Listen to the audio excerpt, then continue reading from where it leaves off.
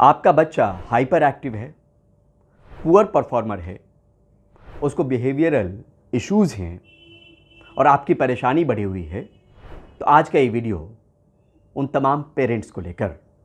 नमस्कार, मैं परिमल कुमार और किडोक्रेसी के इस प्लेटफॉर्म पे आप तमाम दर्शकों का बहुत बहुत स्वागत है। आज बात उन माता पिता को लेके जो अपने बच्चों की एक्टिविटी से परेशान हैं।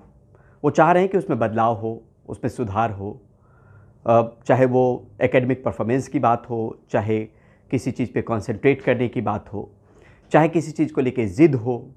इन तमाम चीज़ों को लेके आज के वीडियो में हम चर्चा करेंगे। और ये चर्चा सिर्फ चर्चा के लिए नहीं है, क्योंकि इसके रेफरेंस भी हैं, कहाँ से ये लिया गया है। देश दुनिया में बहुत सारी चीज़ें हो रही हैं और एक ऑथेंटिक इन्फॉर्मेशन को लाने की इस प्लेटफॉर्म पे कोशिश है। यहाँ पर आपको एक एक करके अगर गिनवाएं कि किस किस तरह की समस्या होती है बच्चों में। Attention, behavioural, hyper active, learning problem, poor academic performance, impulsivity,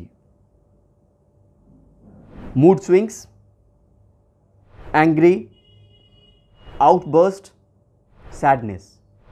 ये तमाम वो लक्षण है, अगर आप नोटिस कर रहे होंगे अपने बच्चों में कि इस तरह की चीज़ें हैं, तो फिर ये वीडियो उन तमाम पेरेंट्स को लेकर। इन चीज़ों में सुधार हो सकता है, लेकिन अगर हम नहीं समझ पा रहे हैं कि कहाँ पे कमी है, किन चीज़ों पे काम करने की ज़रूरत है, तो ये समस्या धीरे धीरे गहराती जाएगी, बढ़ती जाएगी।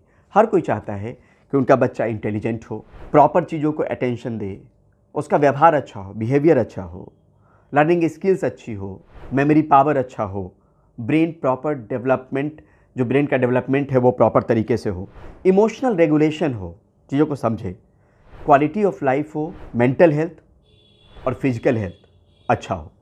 ये तमाम पेरेंट्स की इच्छा होती है, लेकिन हम चूक कहाँ कर जाते हैं, हम कहाँ नहीं समझ पाते हैं, वो समझना आज के वीडियो में ज़रूरी है। ये चूक होती है नींद को लेकर, स्लीप को लेकर। जी हाँ, अभी तक आपको लग रहा होगा नहीं, मुझे नहीं पता, लेकिन जो स्लीप फाउंडेशन है उसकी रिकमेंडेशन है, जो American academy of sleep medicine है या अमेरिकन एकेडमी ऑफ पेडियाट्रिक्स है या इंडियन एकेडमी ऑफ पेडियाट्रिक्स है, इन सब का सुझाव है, इन सब का रिकमेंडेशन है एक मिनिमम स्लीप को लेके, कितने घंटे कम से कम सोने चाहिए। अगर नहीं सोएंगे तो ये समस्या गहराती जाएगी। उन्होंने साफ तौर पे अलग अलग जगहों पे, चाहे आप इंडियन एकेडमी ऑफ पेडियाट्रिक्स की वेबसाइट पे जाएं, अमेरिकन एकेडमी ऑफ पेडियाट्रिक्स के वेबसाइट पे जाएं, जहाँ पे American academy of sleep medicine ने भी इसको लेके कहा है, चाहे आप स्लीप फाउंडेशन के रिकमेंडेशन को अगर देखें तो मिनिमम कितना सोना चाहिए, एक एक करके पहले वो बता देते हैं, फिर आपको और समस्या क्या गहरा सकती है वो भी बताते हैं।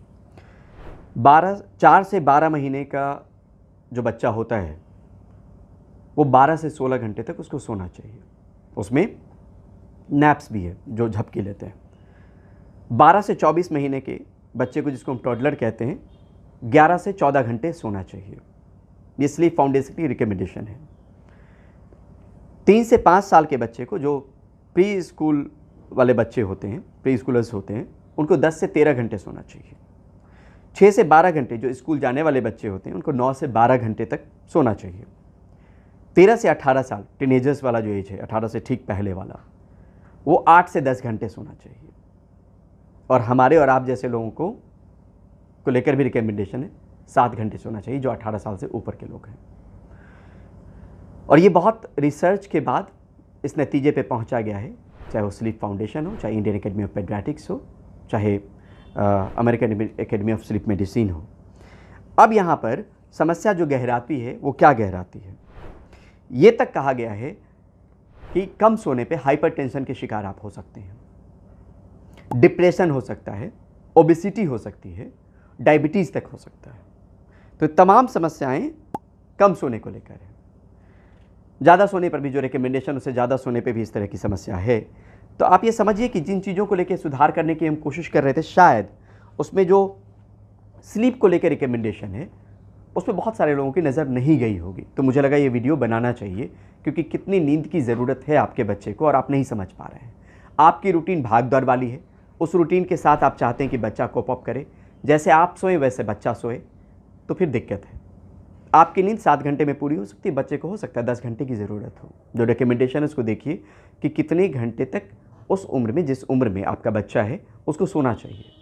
अगर नहीं सोएगा तो ये समस्याएं जो मैंने कहा कि हाइपर एक्टिव होना, किसी चीज़ पे कॉन्सेंट्रेट नहीं होना, इम्पल्सिव हो जाना, या फिर पुअर एकेडमिक परफॉर्मेंस होना, बिहेवियरल इश्यूज़ होने, ये तमाम तरह की समस्या हो सकती है आपके बच्चे को।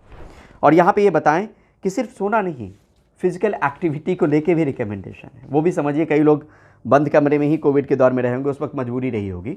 आज के दौर में बाहर आप घूमने फिरने के लिए, फिजिकल एक्टिविटी के लिए बच्चों को ले जाना चाहिए। इसका recommendation Indian Academy of Pediatrics की तरफ से है, ताकि उनका मेंटल और फिजिकल डेवलपमेंट बहुत अच्छे से हो सके। मेरी एक पेरेंट्स से बात हो रही थी, उनका फ़ोन आया था और उन्होंने कहा कि जिस जगह पे वो रहते हैं वहाँ की भाषा जो है वो उनके हिसाब से, उनके बच्चे के हिसाब से नहीं है, तो बच्चे को पार्क में नहीं भेजते हैं। स्कूल जाता है, स्कूल से घर में आता है और घर में ही, घर की ही दुनिया उसकी दुनिया है। और मैंने बातचीत के आधार पे ही उनको ये कहा कि उनको उस तरह की बहुत तरह की दिक्कत हो रही थी, खाने को लेकर दिक्कत या उसके मूड को लेकर दिक्कत, मूड स्विंग्स की भी बात होती है। तो आप बंद 4 दीवारी में अगर किसी को रख देंगे तो दिक्कत तो बहुत लाजमी है। तो एक पेरेंट्स से जिनसे बात हो रही थी, उनको लेकर ये मैंने बात बताई कि वो बाहर की दुनिया ही नहीं थी उसके बच्चे के लिए। 4 साल का उनका बच्चा है, तो फिजिकल एक्टिविटी का भी रिकमेंडेशन है जिसको करवाना ज़रूरी है। और इसमें ये कहा गया है इंडियन एकेडमी ऑफ पेडियाट्रिक्स की तरफ से कि जन्म से 1 साल तक का जब बच्चा हो तो टमी टाइम उसका 30 मिनट का होना चाहिए, जिसमें वो pulling, pushing, moving head, body, crawling, ये तमाम चीज़ें जन्म से लेकर 1 साल के बीच में 30 मिनट का उसका एक्टिविटी जो टमी टाइम है वो होना चाहिए। वो फिजिकल एक्टिविटी का हिस्सा है। 1 से 2 साल के बच्चे को कम से कम 3 घंटे का फिजिकल एक्टिविटी, जो भी वो घर में दौड़ रहा हो, भाग रहा हो, इस तरह की एक्टिविटी में उसको आप कोशिश कीजिए कि वो फिजिकल एक्टिविटी इस तरह की करे। ये फिजिकल और मेंटल दोनों डेवलपमेंट के लिए बहुत ज़रूरी है। 3 से 5 साल के बच्चे के लिए 3 घंटे ही निर्धारित किए गए फिजिकल एक्टिविटी के, लेकिन इसमें 60 मिनट ऐसा वक्त कहा गया है जिसमें वो रिगरस फिजिकल एक्टिविटी करे, रनिंग, जंपिंग, इस तरह की चीज़ें वो करे। और 5 से 18 साल की उम्र में 3 घंटे के लिए स्ट्रक्चरल फिजिकल एक्टिविटी पे जोर दिया गया है। एरोबिक्स हो गया, बोन्स और मसल्स को लेके एक्सरसाइज हो गए। तो इस तरह के फिजिकल एक्टिविटी को लेके, और इसमें 3 घंटे में 1 घंटा बहुत रिगरस वाला फिजिकल एक्टिविटी होना चाहिए। तो ये तमाम चीज़ें आप नज़र में लाइए। कहीं कुछ ऐसा तो नहीं है कि वो आप चूक रहे हों, समझ नहीं पा रहे हों कि बच्चा हाइपर एक्टिव क्यों है, बच्चा परफॉर्मेंस अच्छा क्यों नहीं कर रहा है, बच्चा ड्रॉजी क्यों फील कर रहा है, बच्चा डिप्रेशन में क्यों है, बच्चा घुल मिल क्यों नहीं रहा है। तो उसके सोने पे ध्यान दीजिए, इस रिकमेंडेशन को लेके ध्यान दीजिए जो स्लीप फाउंडेशन का है। इंडियन एकेडमी ऑफ पेडियाट्रिक्स की वेबसाइट पे भी आपको मिल जाएगा, और मैंने भी टेबल के ज़रिए समझाने की कोशिश की है। अच्छी नींद लेगा तो बहुत बेहतर तरीके से वो चीज़ों को रिस्पॉन्ड करेगा, एक्टिव रहेगा। तो इस दिशा में भी सोचने की ज़रूरत है। कंप्लेन करने की जगह ज़रूरी है कि इस दिशा में भी, अगर इस तरह की शिकायत आपके बच्चे को लेकर है तो इस दिशा में भी ज़रूर सोचिए। हो सकता है कि ये भी बड़ी वजह के तौर पे हो और आपको समझ में नहीं आ रहा। जाते जाते आप तमाम दर्शकों से गुजारिश कि अगर हमारे चैनल के कंटेंट आपको अच्छे लग रहे हों तो सिर्फ देखकर मत जाइए, सब्सक्राइब ज़रूर कीजिए चैनल को। और उससे एक मोटिवेशन मिलता है, उससे प्रेरणा मिलती है। जितना बल्क दिखता है उतने ज़्यादा लोग जुड़ते हैं और आपको मोटिवेट करती है वो चीज़ें कि आप ज़्यादा से ज़्यादा वीडियो बना पाएँ। तो आप तमाम लोगों से गुजारिश कि कंटेंट अगर पसंद आए तो इस चैनल को सब्सक्राइब ज़रूर कीजिए। आज के लिए बस इतना ही। बहुत बहुत शुक्रिया, बहुत बहुत धन्यवाद। नमस्कार।